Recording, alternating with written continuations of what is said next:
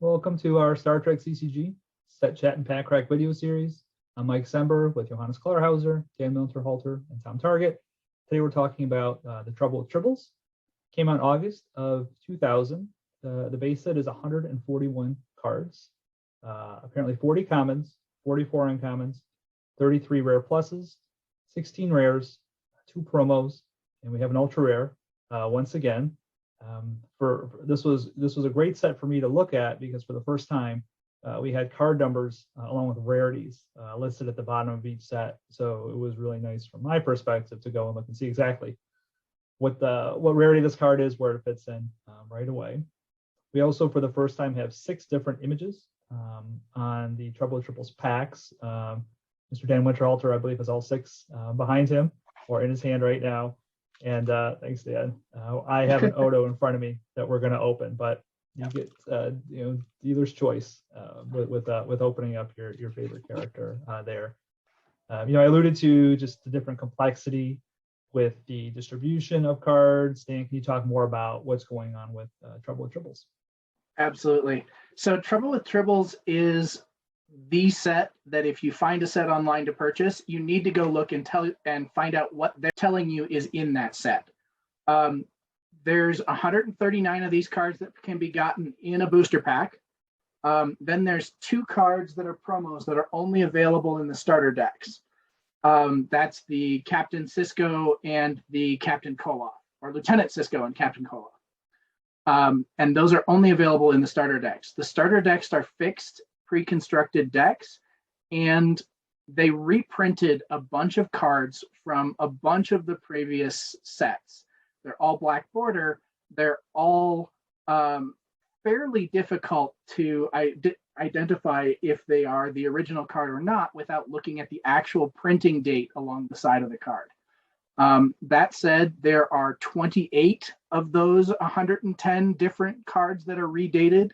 28 of those are have a tribble or more than one added to the background of the card. In particular, the rares, the planet-based or in-person rares had that added to try and distinguish it. But there are a few of those that will show up in my sorting of Blaze of Glory or sorting of First Contact and be extraordinarily frustrating because it makes it not a complete set comes from this set. So as far as total number of unique cards, there are actually 251 total unique cards printed in between the packs and the starter decks, including the introduction of the Tribbles cards. Those Tribbles cards they're usable in the game. They were also a spin-off for a Tribbles CCG standalone product, which again, if you're looking at somebody's set online, some of them include it in this set, some folks don't. Some folks don't call it part of Star Trek CCG at all. It's your dealer's choice or collector's choice as far as what you're actually choosing. So interesting, the flavor with Tribbles is kind of those silly, little interesting. And then this is like the first time since Premiere where I've kind of been like struggling to kind of keep up with all the different printings, what's going on. I know Premiere we had like 6 different printings, and this just seems pretty complicated for how small Tribbles are and how much they, I guess, multiplied from a flavor perspective. That this set also is complicated, and there's a lot going on. Complexity in the printing situation is somewhat mirrored in the gameplay content.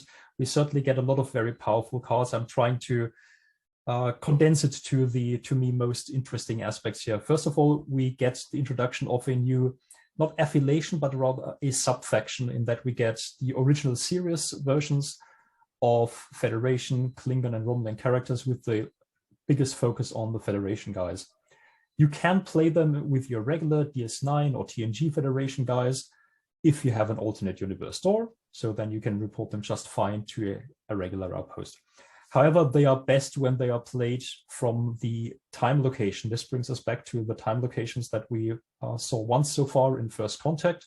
However, in First Contact, it wasn't used as a real reporting hub for an entire affiliation. Where in this case, with Sherman's Peak, we have a time location that helps us to play an additional card for free. And it's the natural reporting location for these guys. And they are also very skill heavy. They have a lot of very good skill density. If you look at personal cards like Mr. Spock or Mr. Scott, they have excellent skills, they have great attributes. And what really makes this Federation original series subfaction stand out is their versatile special downloads. They can download the classic equipment, classic communicator, classic tricorder, classic medical tricorder, classic Type 2 phaser.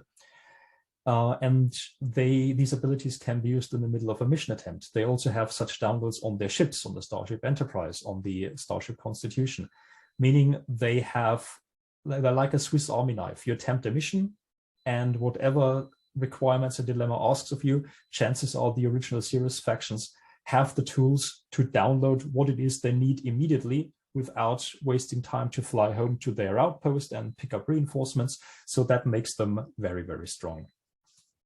Also, this set is sometimes seen as the turning point in the game where the golden era starts to end, in the sense that we have a further acceleration to the game, mostly because of two cards. One of them is Assign Support Personnel, which allows you to download a personnel that has exactly 2 regular skills. You find them across all the affiliations. And even more importantly, Defend Homeworld. Defend Homeworld has several functions, but the one people use most is the once per game download of a security personnel. And those are often key cards. In fact, it has been used as a design tool to make personnel that are essential to get a faction running, to give them security. So like Theos that we had in the previous episode. And then you can play around these, meaning you get 2 more guys that you can have in play on your first turn. Add that to the mission specialists that were introduced in First Contact. You now have 4 guys that you don't have to report for duty as your regular card play. And that means you can do a lot more stuff on your first turn before your opponent can actually get going. So that's one aspect that made the game faster. And also we have even more cards that try to curb abusive strategies. We have Obelisk of Massacre and Panel Overload that both do something against fleets consisting of small ships that are all manned by only 1 personnel, or that do something against reporting a lot of these ships. Obelisk of Massacre also has a kind of mulligan function we know from other games, in that it downloads Massacre transformations.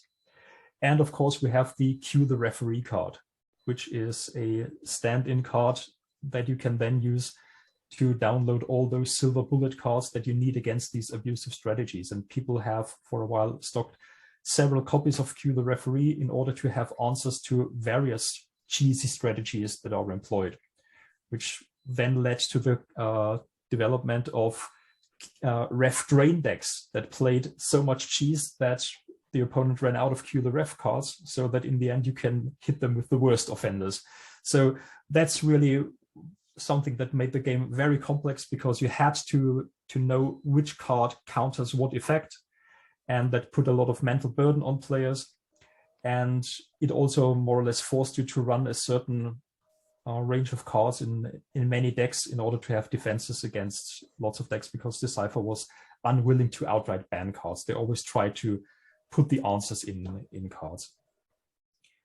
So the introduction of the time location, in my experience, also made it a bit less enjoyable for certain players, because that's a level of complexity that forces you to understand how time travel works. You need a way to get from your time location to the regular space line. And again, you can do this with several cards, but that's all a step up from just reporting personnel to your outpost and get going. And that's where I think a lot of players were then lost, because that's not something that you needed in addition to all the other rules overhead that you have with this wonderfully complex game anyway. Hey, Hannes, one card you didn't mention was the one that's actually right behind you in your background, the Dr. McCoy. And Yes. I think this is the second, maybe the first ultra rare since Future Enterprise. But regardless, is Dr. McCoy an overpowered card? Do a lot of folks use this ultra rare? How does Dr. McCoy fit in or not to current state of the game? If you realize people are playing a Kazon deck, for example, or a Romulan deck, and the only non-Kazon or non-Romulan in these decks is Dr. McCoy, yes, people might get the idea that he's very, very strong. So his ability to outright nullify medical related dilemmas is super powerful. In the virtual era, he has finally been reined into once per game only. And that is still a super strong effect, because if it helps you complete that one mission, that can be game deciding right there. He also has the special download of any I'm a doctor, not a whatever card. And this only got stronger with cards that came out in later sets. So that download alone would make him very strong, but he also has a great regular skill and attribute set, and also this special ability. In fact, for a while, he was so dominant or so ubiquitous in several decks that people outright refused to play medical dilemmas and just resorted to playing different dilemmas. He's certainly very strong. That sounds hugely game warping when people aren't playing medical dilemmas just because of him. Wow. I wanted to add one more thing, since Dan pointed to the Tribbles cards. So I have a very soft spot for the Tribbles mechanic. It might have something to do with the fact that I never won a first edition or second edition world championship, but I managed to stumble my way into a Tribbles world championship. So there's that for those cards. Apart from that, they also make the game very complex, because they play from the storage compartment door, which is our fourth and final side deck that we see in the Decipher era. We have the Q Continuum, we have the Q's Tent, we have the Battle Bridge door, and now we have the storage compartment door for Tribbles. And this is also something that takes a lot of time every turn, because you can look at those Tribbles cards, you can report them, you can use them, some of them even on your opponent's turn, to stop personal, and that takes another turn away or adds another turn to the game. So that's more table clutter. Cleaning up a Star Trek CCG game where Tribbles were used afterwards can be a huge mess. And again, it's another mechanic that is time consuming, that is complex, and whether it added so much to the game is up for debate. Sounds so beautifully like a parallels the flavor of the Tribbles, cluttering up the Enterprise, having to clean them all up, and here you are cluttering up your tabletop game. Exactly, yeah. Johannes talked about it a little bit. This introduces a ton of new characters, a ton of new star power that we really want to see, as well as personas of a ton of our favorite DS9 stars. And so while you can be frustrated by digging for the last couple of rares that you're trying to fill in for your set, a lot of the rares you open are going to be familiar faces and are going to be exciting to see. And that's really, really nice. This adds a Jake Sisko card. No, that's next set. Not my bad. This one adds non-aligned versions of a number of our favorite crew as well, so that you can play them in other decks if you can get them into the appropriate time. And I believe this is the only expansion that focuses on a single episode for the vast majority of its cards. It's good. It's in a way, it's good to see the return of the ultra rare. I mentioned in our alternate universe episode that I initially purchased a Future Enterprise, but felt the need to go back and open packs until I got one. It was the same for me. I purchased a ultra rare Dr. McCoy, but felt the need to return to packs to get my own pack fresh Dr. McCoy card because I wanted to be my one. So I think ultra rares really do provide those sort of standout moments in your memory in a way that you don't get from more average rares in other sets. But it is nice to see a complete reissue in a way of most of the DS9 personnel, and even though they're not necessarily high value, they're familiar faces, and it's nice to see. All right, Johannes, what do we want to open up in this pack? I think the most interesting card, or the most powerful card here, would be the Starship Enterprise, because in the game that gives you access to whatever you need. So you can get Mr. Spock, it can get whatever skill you need, it can get personal that download your favorite equipment. Since we had Blades of Glory a while ago and the introduction of tactic cards, here we have a tactic called Breen Disruptor Burst, which for a while was the oppressive tactic, because it simply had the best damage stat line. It was -2 to all stats across the board and -35% hull damage, coupled with a random kill. So there was almost no reason to run a different tactic. So in Federation, Klingon, Bajoran decks, you saw them all stacking exclusively Breen Disruptor bursts. And for the time being, I think the card is banned in virtual format until they figure out what to do with it, because you only lost a single point of attack compared to the affiliation-specific tactics, and the damage effect that you got was so much better. So that's one to watch. I think when it comes to the collector side of things and the market value, of course, the Ultra Rare McCoy would be the ultimate draw there. You're talking about a card that now has greater value than, say, Future Enterprise, so it's a fairly decent valued card. But really, you can kind of guess a lot of the others. Your Mr. Spock is probably one of the next ones you'd like to see. He is an absolute skills beast. He has a download. His stats are great. Captain Kirk, skill beast, great statistics, download, plus the ability to initiate battle with non-Federation personnel was one that I know is well received. I know we'd had some versions of that with Admiral Riker, able to initiate battle against Klingons. Otherwise, there are still a fair number of relatively high-value cards. Starship Enterprise comes in after, and probably even more than Kirk and Spock. That's a very high-value card. The Kira card from this set is quite interesting. It's an example, we've talked about dual affiliations. This is a tri or 3 affiliation card. The only other example of that I know of we had before this was the Telera card from the Kivas Fajo collection. Not many of the other original series personnel, even if they're Star Bridge crew, have that high value in terms of market. So your Sulu, your Chekhov, your Scotty, your Uhura don't actually rank in that high. And the same with the DS9 personnel, apart from Kira, because of her tri-affiliation. She was also a skill monster. But your Lieutenant Dax is probably the next most valuable out of the DS9 set. But your Ensign O'Briens, your Lieutenant Bashirs are not that high value cards. So really, there is a small number at the top that you'd really like to see. When it comes to the commons and the uncommons, there's nothing of real note that I can really sort of think of there. Of the 18 rares, most of them are ships, very easily abundant. But one thing I did like about some of the uncommons was some of the sort of just fun lore cards that you could see in there. So we had B.G. Robinson, who is the transporter chief, played by Terry Hatcher, I believe, in the season 2 Next Generation episode, maybe season 1. So that was just a fun thing for something you might recognize. Plus you have the Cardassian ship Bach-Nor from the 2-parter Marquee episode that I love, and Legate Broker, who is the sort of Cardassian figurehead leader after Damar leads his insurrection. And I always felt kind of sorry for him in so many misguided kind of ways, but it was nice to see these characters that that played a significant role in the show in some important episodes, even if they're not that valuable cards or any essential for any decks. So really, when it comes to market value, you're looking for those high-end rare plus cards that we'd like to see. Okay, well, I've got an Odo pack here. So not the McCoy or the others, but here we go. And yeah, you had mentioned this before, the original series crew. We had Next Generation, Deep Space Nine, and DS9 this year again. But for me, it was fun looking at a lot of these cards because it was the first appearance really of a lot of those original series, Federation crew. So yeah, they finally got the license for original series IP.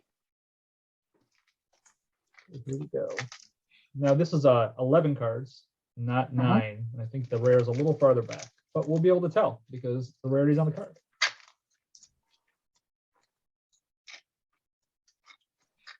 Dominion. Huh. Yeah, I should say each of the factions gets a little bit of a nod here. So there's examples of both ships and personnel from each of the other factions, but at a very low level, just 1 or 2 of each, and nothing really game-changing in that sort of sense. But I do think in terms of balance, there is an unfortunate trend here, and that I had a discussion in our Blaze of Glory episode about rebalancing Klingons and Romulans of the Federation. But along comes Trouble with Tribbles, and now you have all of the original series crew and all of the DS9 crew, mostly in Federation format, mostly high skill values. So once again, the Federation has been flung so far ahead in terms of available personnel choices that the 1 or 2 nods you get to Bajoran and Cardassian and Dominion personnel don't really change the game in any meaningful way for them.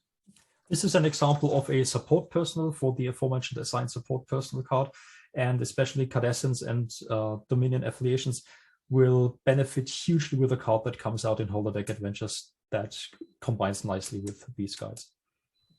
What card is that? Dominion War Efforts that allows Federation, Dominion and Cardassian cards to use assigned support personnel indefinitely and don't discard it after the first use. Wow, cool. And there's your Romulan nod. Yeah, not bad, but it's not going to stack up against a Kirk or a Spock or a McCoy or any of the sheer number of cards you could pull for them. Michael, I can't actually tell because of the focus. I can't remember if this set is the first one that mixes its commons and uncommons. It's first two were common, and Okay. I just saw the last card was uncommon, so I'm guessing we have uncommons at the end after the rare. Another common. Okay. Yep, Panel that's overload. one of the referee cards.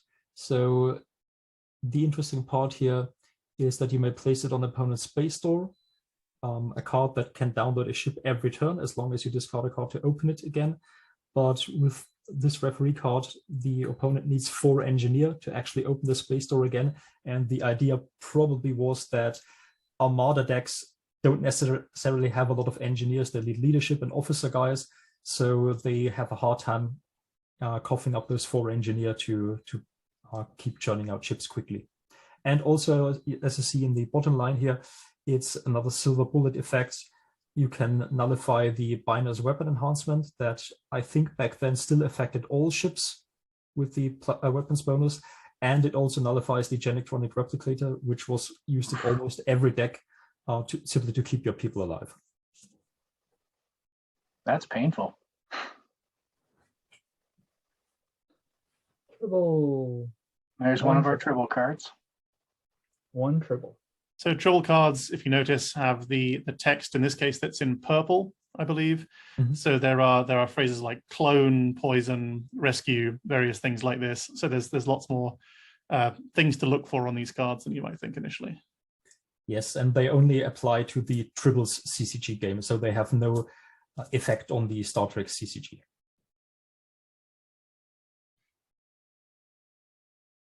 Beautiful image.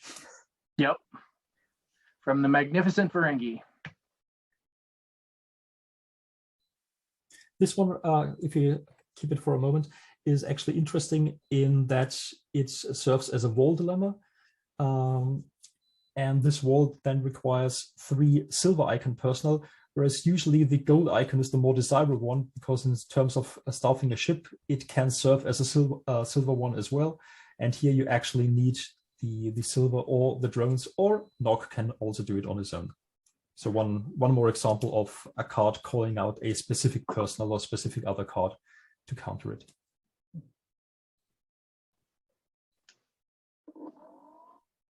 Another Tribble game card. Yeah, this one is actually used in the Star Trek CCG and not in the Tribbles game. But Trouble is probably the one card type that could die in a fire and nobody would bat an eye.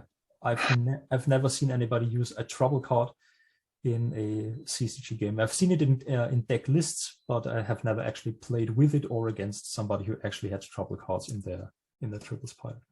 There are only 4 of them. They're at the very back of the set, and they just tend to be a common that plugs up everything. Okay. This might be the rare. I'm not entirely sure. It's Federation. This could be the McCoy. Wouldn't that be? Let's hope. Or the Enterprise? No, this is a common. Still a common. It's a common. But it is a Starship. All right. Yes, and as you can see, it has the download of any Universal Federation original series personnel. So as the game continued, you had more options that were added, especially in the virtual era. And since you can do this in the middle of a mission attempt, that means you have instant access to the answers to whatever the dilemmas ask you to bring. And how is the Starship Enterprise better than this card, Johannes? Like, what else does that card do in addition to this? It allows you to download any Federation original series personnel without the Universal qualifier. I see. And it also has better stats. Okay. I think it has 1 more weapons. See if we get it. We have another blue card, so maybe. Oh no, it's green. green. That's Rymulan. Thank you. Good idea. This is The the rare. Centurion. The Centurion is the rare. I did enjoy having. So it's interesting because the Centurion, we never got a name in the show, and it was the same for the Romulan commander, but they actually give the Romulan commander a name. It's Crace or Cares, Karis, I believe, yep. Karis in this. That was in the script. It was just never said. It was never said. So it's interesting how they did that because they had the information available, but with this chap, they didn't have the ability to do it. And I think that was in this case, it was nice to have these two Romulan cards, and we also have the Galthong, the Romulan ship from that episode. So there is something for Romulans, but not a massive change. But the Centurion, it certainly has some demand. He usually sells, and it's partly because there were so few Romulan editions, and he's not that bad a card to have here. Interestingly enough, in second edition, this character actually has a name. So they gave him a proper name. I don't know what it's based on. But in the second edition card, the Centurion rank is only used as his subtitle. But don't ask me to pronounce the name. And explain again the Federation insignia under the Tribble icon. Like, what is this insignia? I think That's the original series icon. In itself, it doesn't do anything. It's only referenced by other cards. Okay. Well, You'll see that or variants of that for locating the characters in time. Yeah. Obedience brings victory, so they say. Awesome. Another Tribble. And the Bachnor. Did you mention this, Tom? I did, just because it's not of high value, but it's just a personal favorite. I love to see cards that reference these things that stand out in episodes I enjoy. So it's just a sort of, I think, as Dan said, it's kind of an oddball moment, but it's mentioned multiple times in the episode. It's a nice addition to have, and I just quite enjoyed finding cards like that. And it's also an example of a card that is perfectly playable, since it's a freighter by class. That means it can report for free to a certain site. So there's a 7-range ship that you can report without wasting your card play. So there is space for cards like these in decks as well. One more thing that we forgot to mention, I think that was on me, is that there were 3 Tribbles cards that are marked as rares, but are that were on the uncommon sheet. And so they were packed in packs in the uncommon sheet. They're all 3 the 1000 Tribble cards. So it is possible and frequent that you'll get a 2 rare pack. You should get 2 or 3 a box. I think when it came to this set, my thoughts, something we see in the virtual era is making the motion picture cards almost like a more specific isolated subfaction. So we see cards that have extra stats and extra abilities if you're playing a deck that is only like original 6 or original motion picture movies, or even into the more advanced ones. You get a bonus if doing that. And I think that probably would have been a better case here, in that you could have made the original series with the DS9 crew more of a standalone subfaction, much maybe like a more developed version of the Enterprise set that we'll talk about much later. But I think it would have been good. You wouldn't have needed new treaty cards or things like that. I think it would have been great to see an ability to play a faction pure deck of this era time-stamped cards, rather than just dumping them into an already saturated Federation marketplace to avoid that skill creep. So again, another potential missed opportunity. If they're still nice to have, they're still fun to have. I just think that would have been a better way to play it, rather than just continuing to expand. I get from a sales perspective, more Federation cards is good. If I was Decipher, I'd be like, I want half of all my expansions to be rare plus Federation cards that everyone wants, right? That would be a good thing. But if from a gameplay perspective, I think I would have enjoyed it as a sub-faction far more. Would have been a lot of fun to be able to have people arguing the Kirk versus Picard question in that context. And a lot of the cards, even though the ships have lower statistics, they could make up for that by these download abilities. And the same for the crew, even though there'd be fewer crew and fewer selections, because you wouldn't have all this sort of rich diversity of characters to choose from. You could have buffed them by having them download equipment, by doing any number of things that made them viable against a sort of TNG DS9 era Federation deck. Something that I noticed after I turned my camera off is I'm looking at the back of the Centurion. It seems that there are kind of two pretty apparent roller lines. I think those are what they're called, going down the back from the, just the printing. Is that pretty common with these cards, kind of these defects right out of the gate? Decipher printing is a mixed bag. They change printers frequently. They change card material type. They change the glossiness. They change any number of things.